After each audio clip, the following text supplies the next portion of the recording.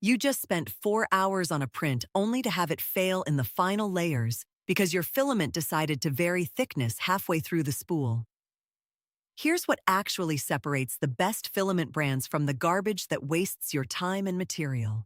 Diameter consistency matters more than price. Prusament maintains tolerances within 0.02 millimeters across entire spools, which is why it costs $35 to $45 per kilo but eliminates failed prints.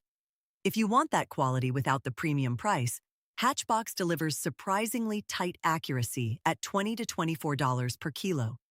For specialty materials, Polymaker provides actual data sheets instead of guesswork. And if you're just starting out, eSun PLA Plus is forgiving enough to print well even when your settings aren't perfect. The other factor nobody talks about. Top brands vacuum seal with desiccant immediately after production. Budget manufacturers skip this, so you're printing with filament that's already absorbed moisture before you even open the box. Check the full guide at NozzleDown.com, link in the description.